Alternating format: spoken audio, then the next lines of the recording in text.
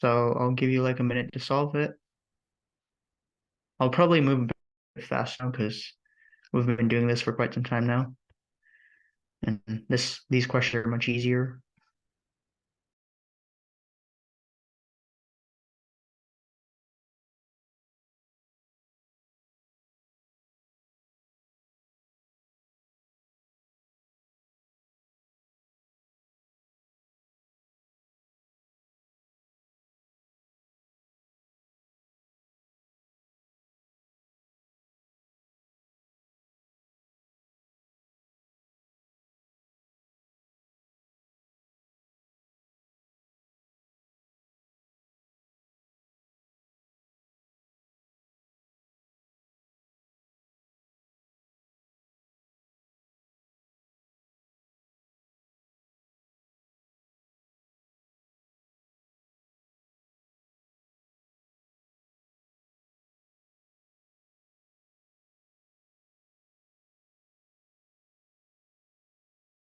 Okay, so when we're given that f of x is 9x minus 16, and then ask what is the value of f of 3.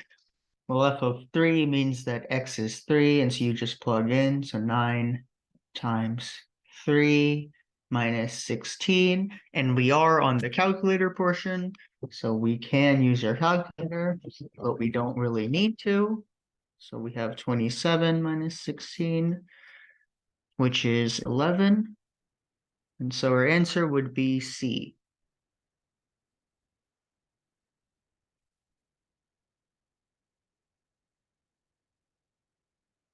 Okay, question 2.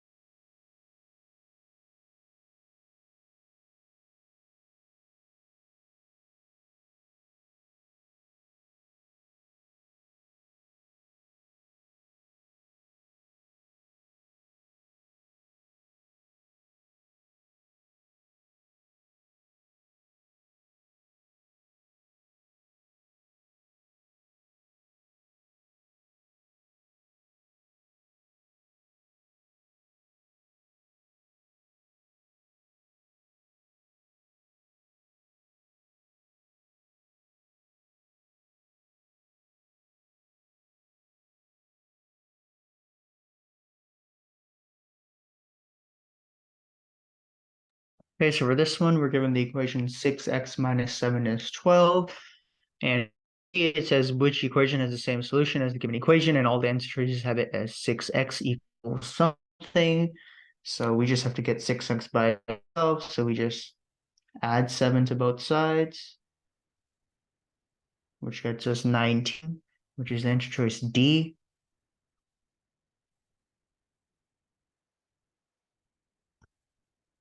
Okay, question 3.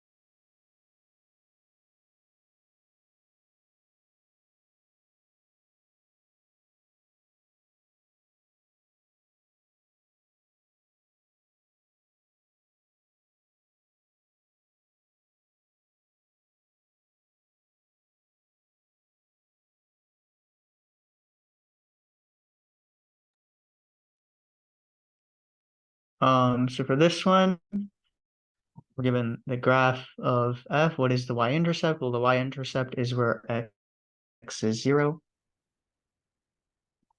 is when x is 0. And so on this graph, when x is 0, y is 2, which would be answer choice B.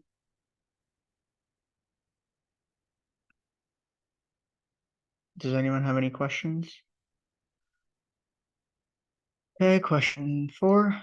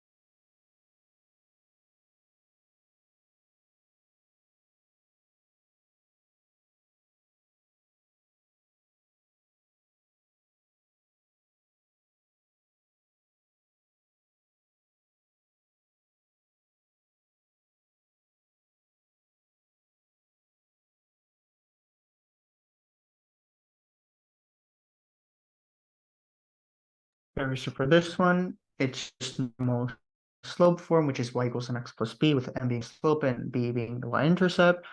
And so for this one, we can see that the slope is -3, because every time you move right 1, you move down 3. So m equals -3, and the y-intercept is when x 0. And for this one, it seems like y is 5 when x is 0. So you have -3x plus 5, which is answer choice A.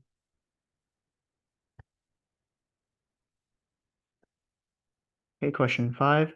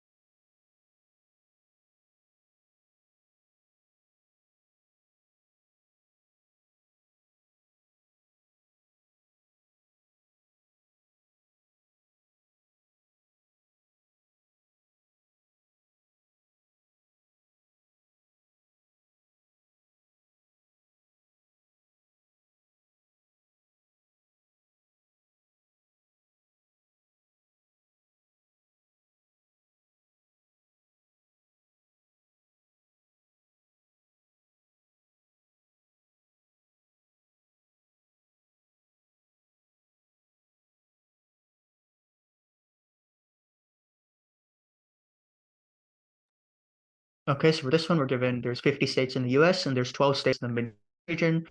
What percentage of states in the US are in the Midwest region? So it'll be 12 out of 50, which would be, or times like 1%, obviously, but that ends up being 24%, which would be answer choice B.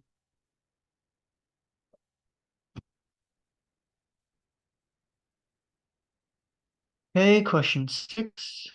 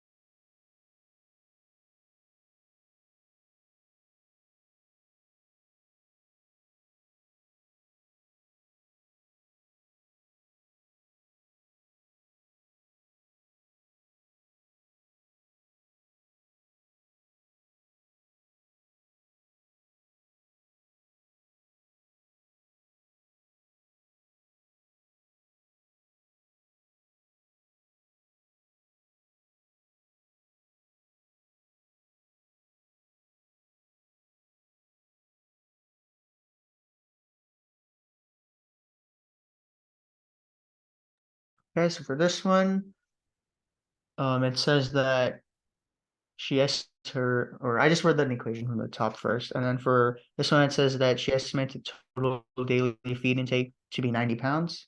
So T equals 90. And if she has 100 males, how many females does he have? Well, we have that X equals 100, and now we just plug in. So 0.32 times 100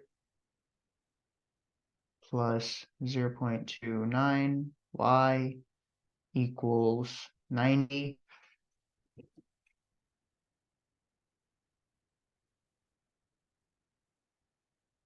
So 100 times 0.32,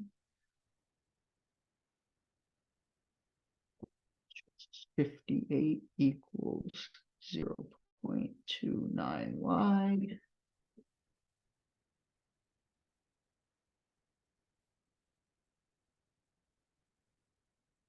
Equals 2. As for this, um, 0.32 times 100 gets you 32, and then 90 minus 32 gets 58 equals 0.29y, and then divide by 0.29, and 200 is y, which would be answer choice B. Okay, question 7.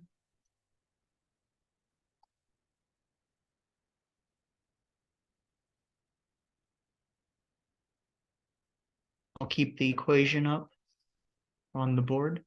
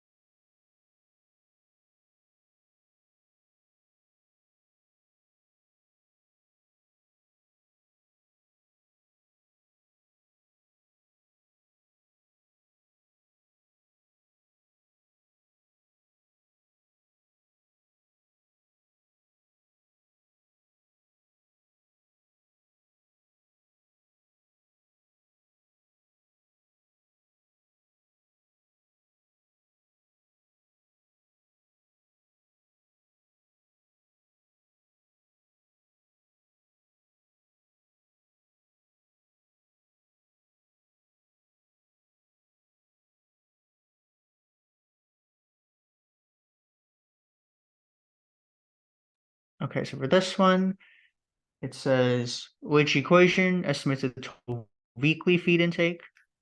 And so the original equation gave us the total feed intake daily. So to get weekly, you have to multiply it by the number of days in a week. So 0.32x plus 0.29y. All this needs to just be multiplied by 7 because there are 7 days in a week. And so that would be answer choice D.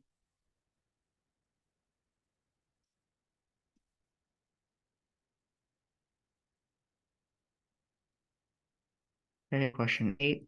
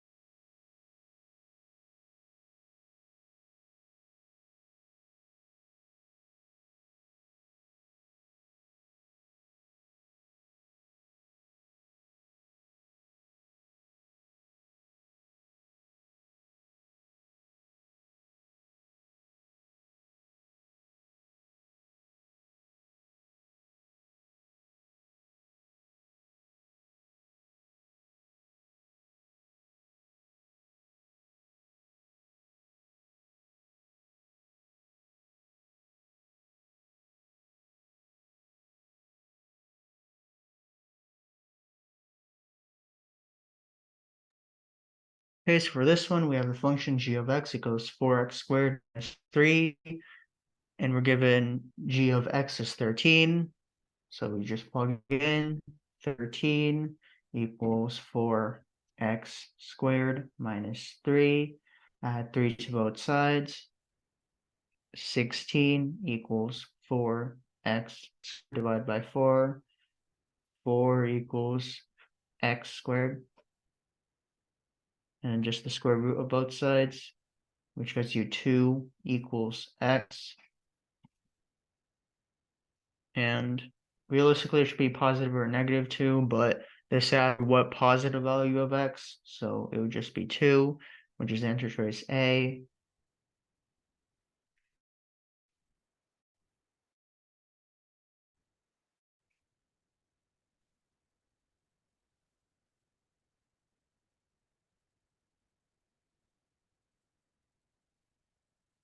Okay, question 9.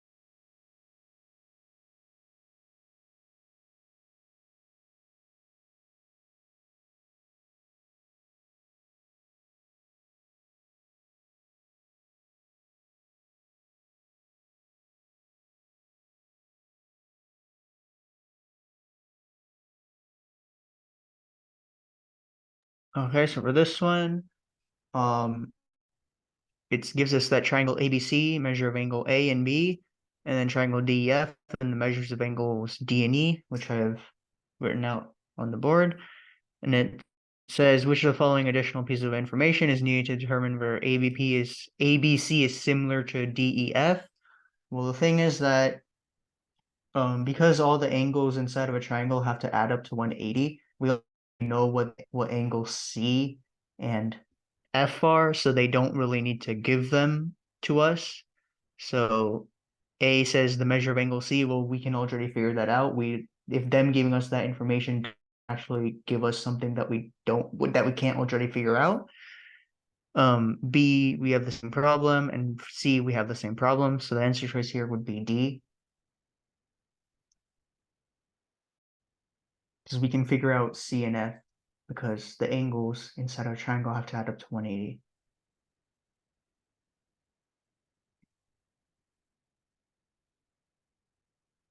Okay, question 10.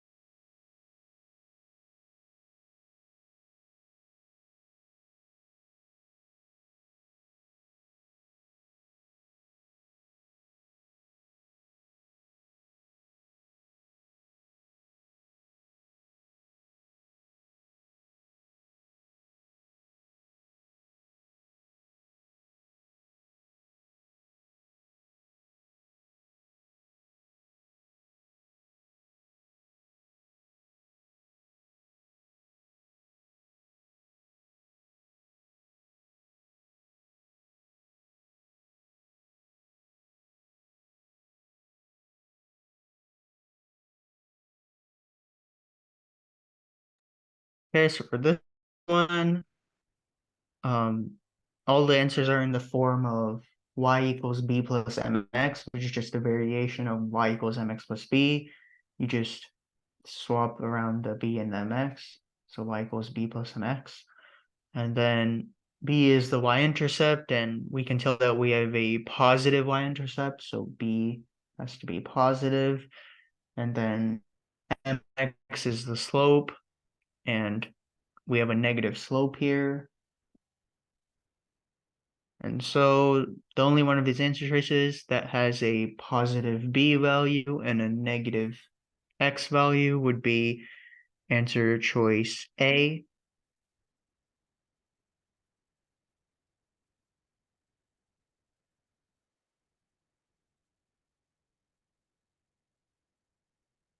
Okay, question 11.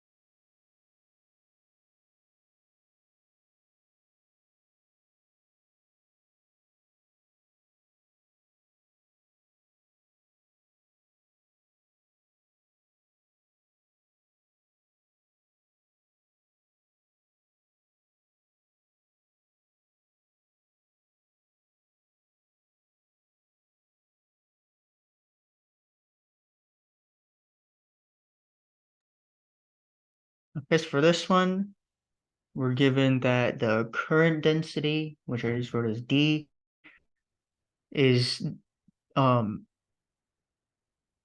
is defined as the current in milliamperes, which I just find M flowing through wire divided by, so M divided by um the cross-sectional area of the wire, which is just defined as A. So the density equals M over A. And to ask what is the current density in milliamperes per square millimeter of a copper wire with a cross-sectional area of six. So the area is 6 with a current of 15. It would be 15 over 6, which is 5 over 2, which is 2.5, which is answer choice B.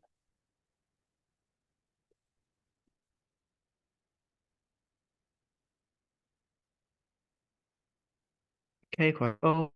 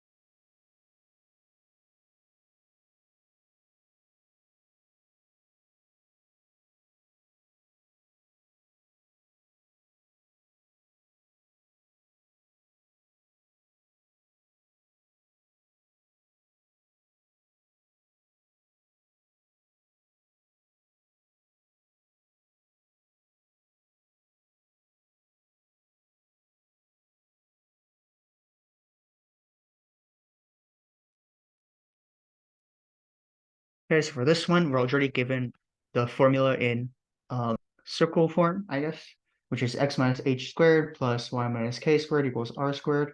Squared on this equation doesn't have a squared on the y minus 3, but that just means that it's not gonna be shifted how you assume it would be, which you can actually if you just plug into the calculator, because this is a calculator section. But basically, it's for the radius, which is just r squared, which is 64 equals r squared. So we just take the square root of 64, which is 8. So the answer choice here would be C.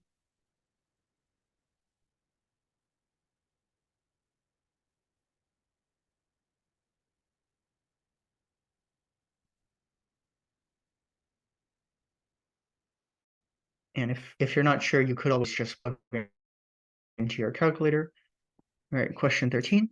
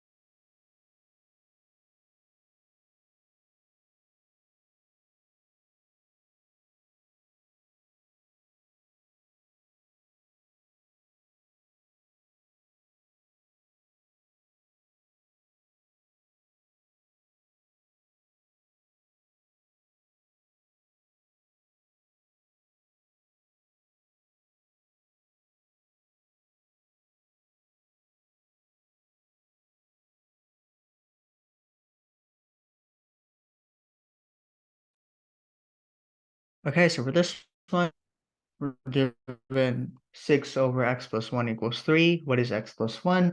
Well, since we're already given this in the formula, sort of, we can just multiply by x1. So 6 equals 3x plus 1.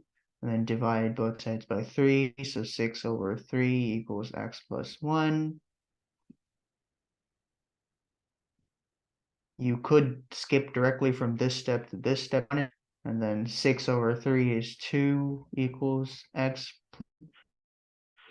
And so the answer choice here is C.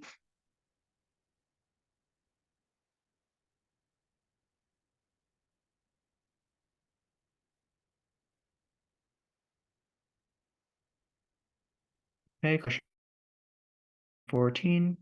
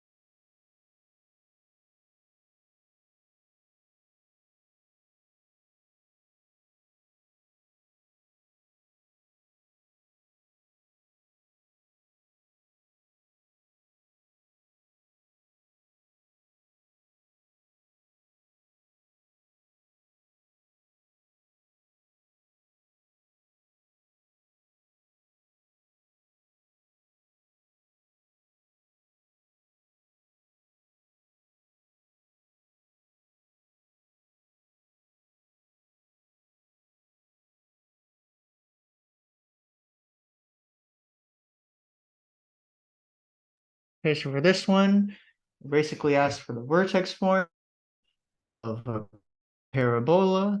And so the vertex form would be, you'd need the highest point here, which would look like this. And for that is 1 second after being kicked, the ball reaches its maximum height of 16 feet. And so this height is 16, and this time is 1 second. So h equals 1, k equals 16, which I mean you can already solve from there. We don't need a x minus 1 squared plus 16. We could solve for a, but we don't really need to, because this correlates to choice b.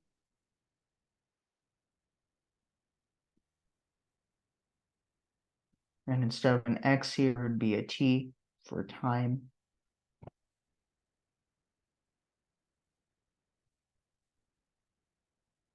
Okay, question 15.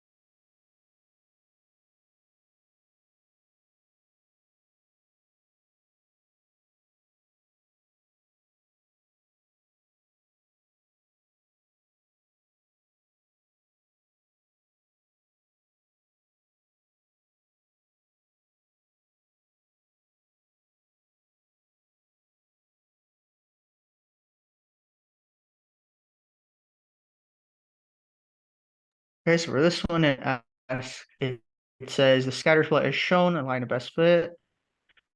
And then it says for how many of the data points is the actual y value at least one greater than the y value predicted. Basically, what that means is for how many of the is the actual y value one above or more than one or more above the line of best fit, which happens twice, which we answer choice B. It happens at 5, 6, and it happens at 6, 8, I think. I think these are points. I mean, I can barely see the graph, it's really small, but yeah, I think so. So it happens at these 2 points.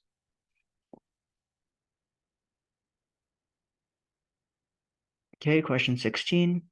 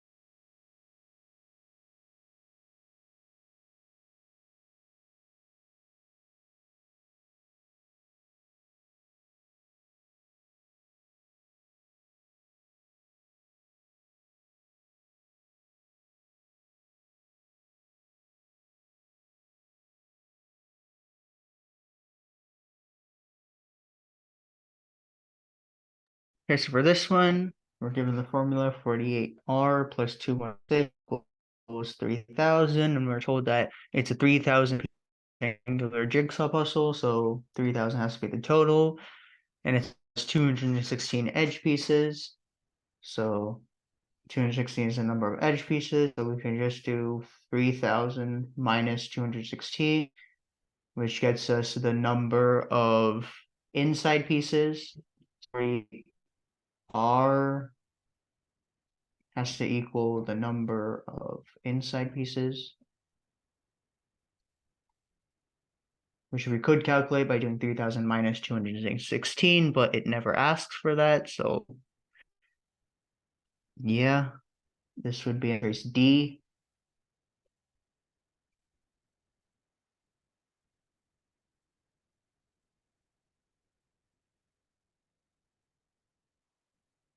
Okay, question 17.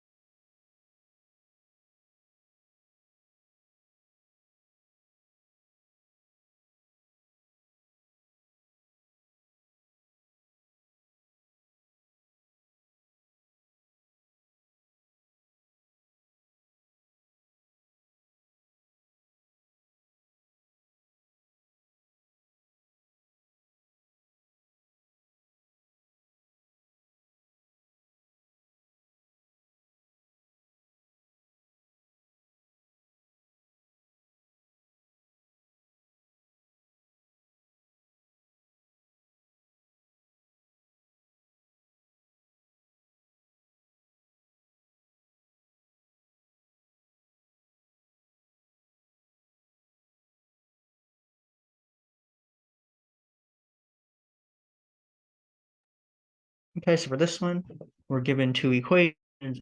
Ask which ordered pair is the solution to the given system of inequalities. And so this is a calculator problem. So there's no point in actually solving this. Just plug this into your calculator.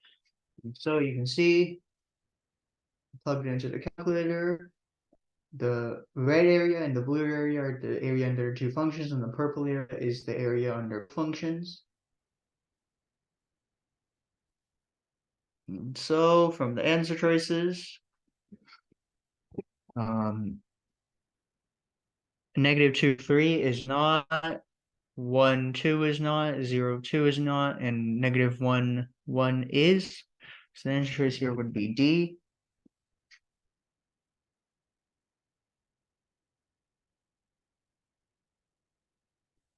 Okay.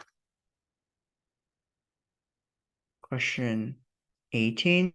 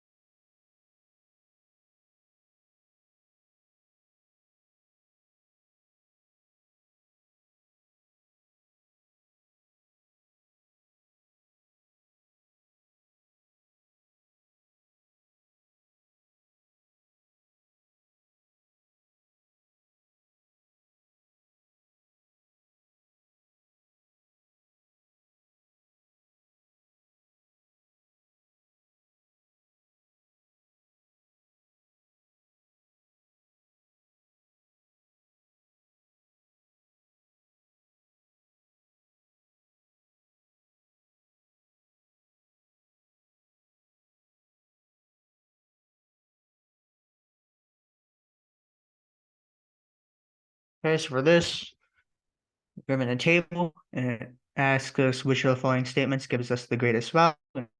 So I'm just going to go through the answer choices. For A, we have the probability that the person is undecided, given so we're given that they're from county 1, which is 1601. And what is the probability they're undecided if we know that they're from county 1? Well, that would be 95. Okay, answer choice B would be probability that the person is undecided, given that they're from county 2. So 1,144 is the total. And the chance that they're undecided is 91. C says probability that they're from county 1, given that they're undecided. So 186. And we have 95. And transition D, we have 186. And we have 91. It's asking which of these have the greatest value. And so for this one, the answer choice would be C, because C has the greatest value.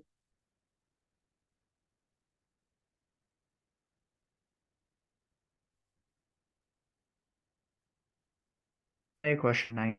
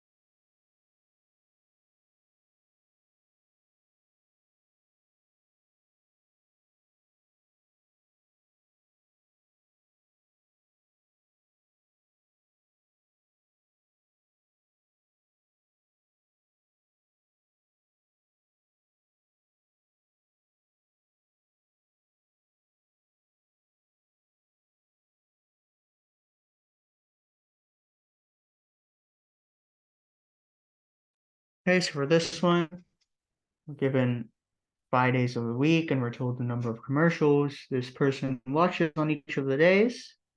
And so I do think these are correct, but if they're not, sorry, because I can barely see this, but um basically to get the mean, we just have to add them all up and divide by 5. Which adding them all up, I go 50 divided by 5, which gets 10 as the mean. For the median, it's the middle number. And so we take the highest and the lowest and them out. So Sunday has 16 and Monday has 5, which is the highest and lowest. And then and Tuesday, which gets us a mean of 8, which is on Wednesday. And so that's how much greater is the mean than the median. So 10 minus 8, which is 2. So the answer choice A.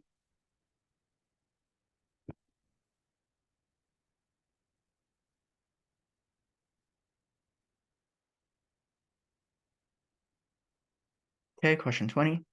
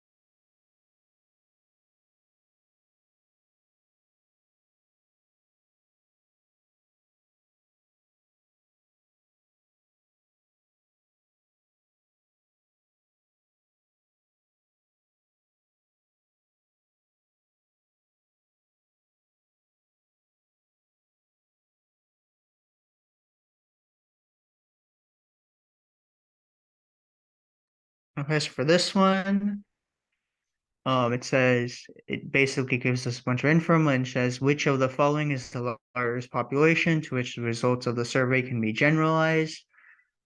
And so it says that selected that ran from all high schools in the county, and so you can only generalize this to all high school students in the county, which is answer choice C. If this was AP Stat, we would have to do some extra equation stuff to prove this, but this isn't AP Stat. This is the SAT where you don't really need to know those. So yeah, it's fine. And then question 21.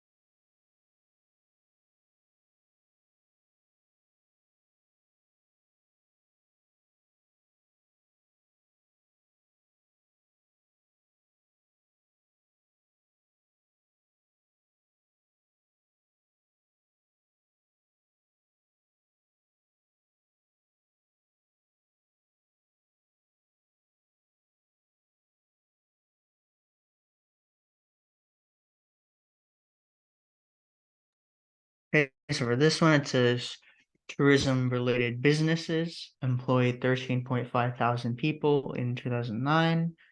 So we have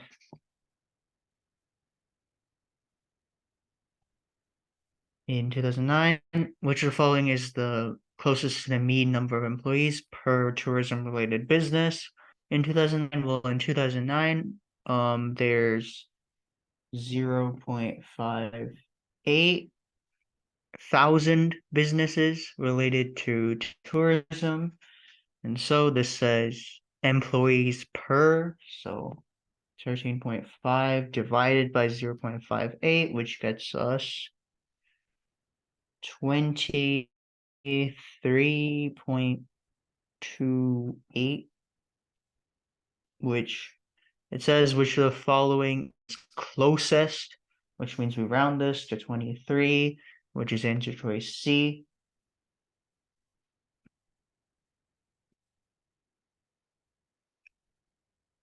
Okay, question 22.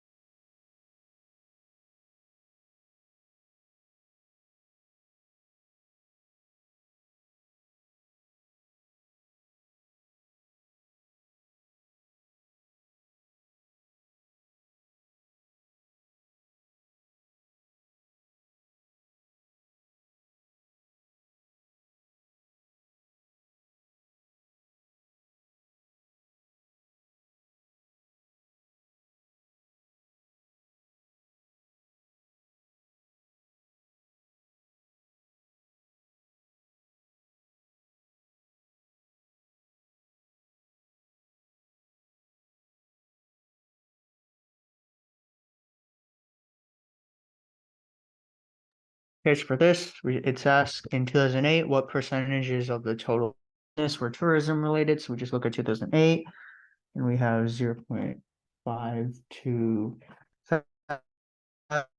were tourism related and the total was 2.6 thousand was the total. And so you just do 0.52 over 2.6, which gets us 0.2. And then obviously, if you want to convert this to a percentage, you just multiply by 100%. That signs backwards,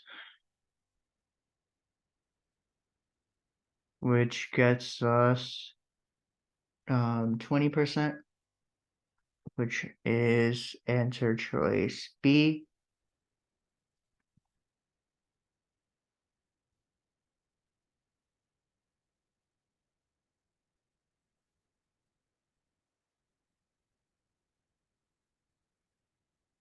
Okay, question 23.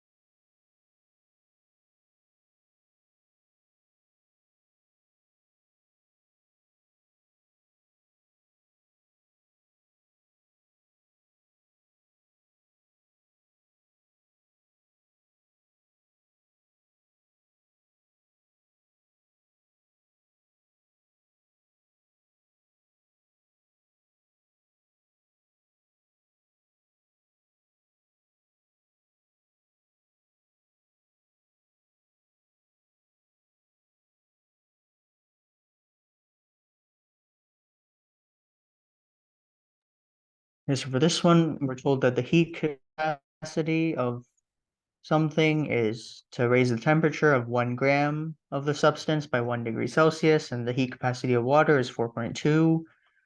How much energy is required to raise 1 gram of water from 22 to 30? Well, the heat capacity is in 1 gram, and we have 1 gram, so we don't have to do anything there. And then for the other part, 1 degree Celsius, but we instead here we have 30 and 22. So 30 minus 22 gets us 8. And so 8 times the heat capacity, which is 4.2, gets us 33.6. And so it says approximately, and approximately means 34, which is answer choice C.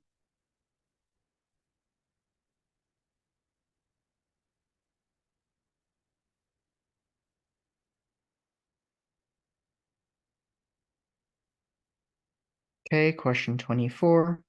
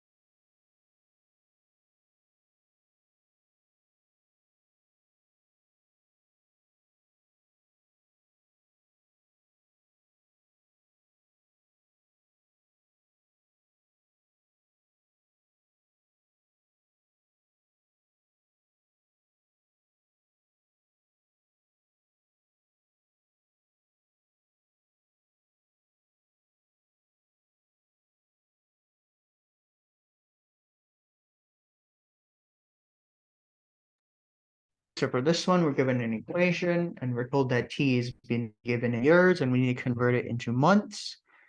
And so an easy way to think about this is that um, when t equals 1, or it's been 1 year, 12 months have passed.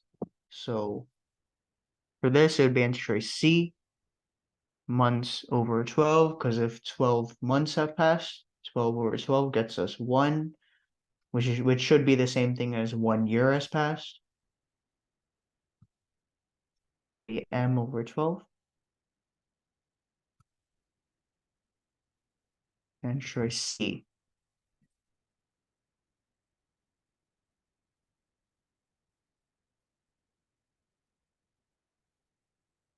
Okay, question 25.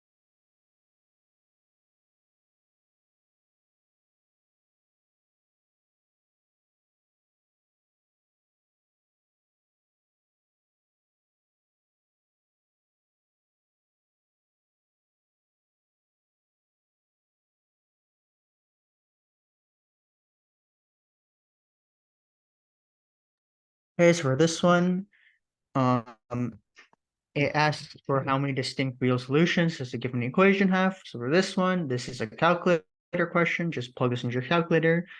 So for mine, I have a function called numerical solve, but I don't know what calculators you all have, but you all should have a function or some sort of thing which allows you to solve these, or just plug in and find the values of x. And so for this, I got that there is exactly one distinct real solution for this equation, which is answer choice B.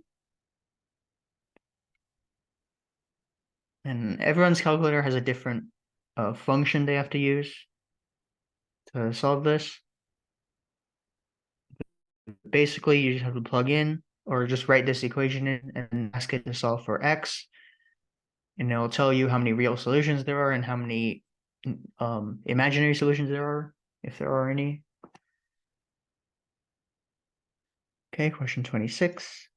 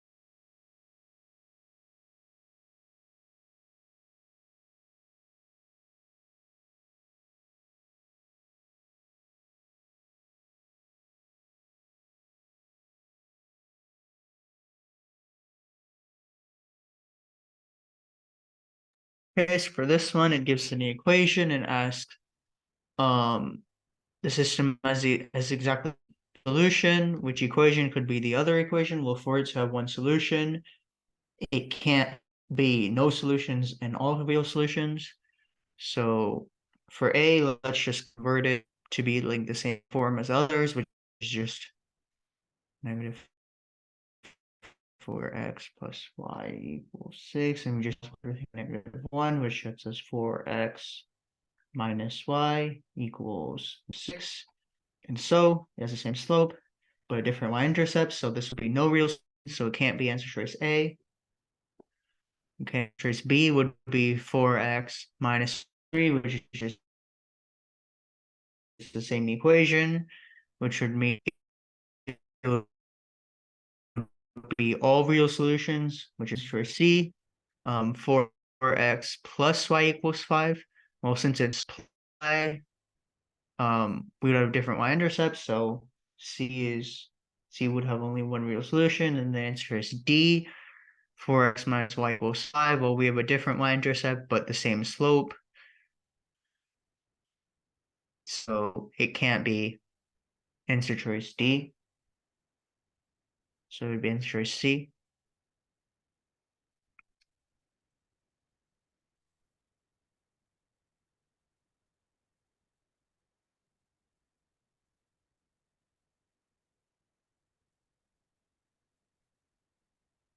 Okay, question 27.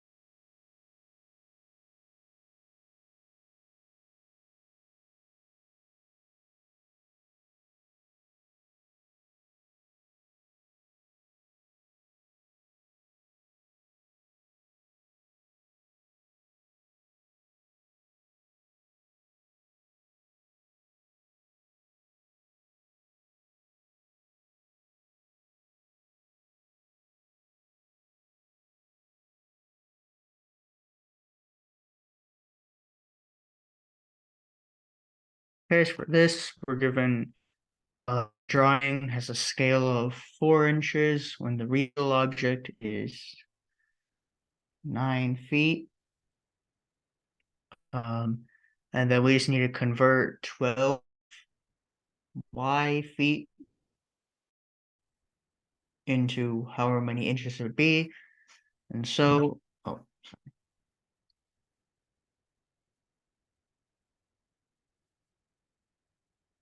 okay, so basically for this, the conversion factor, I just converted this into inches. So 12 times 9 gets us 108 inches. So 9 feet is the same thing as 108 inches. And then the next thing I did was 108 inches divided by 4 gets me 27.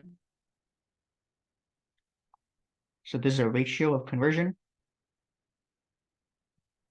And so next thing I did was I converted 12 y feet into inches. So 12 times 12, which is 144. So this would be 144 y inches. And then I just did 144 over 27, which gets 16 over 3 y, which would be just your answer, which would be answer C.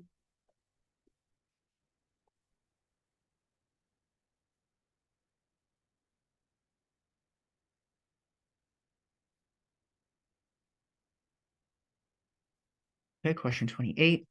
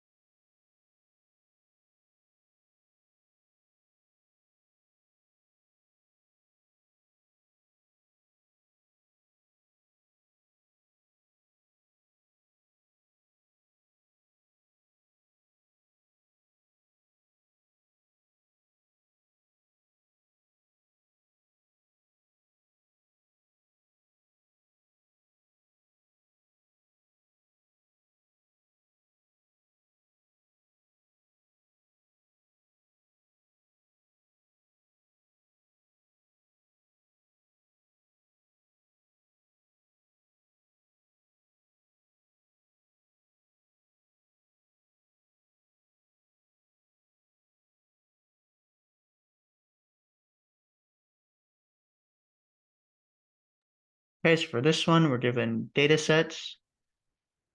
Data set A, like this.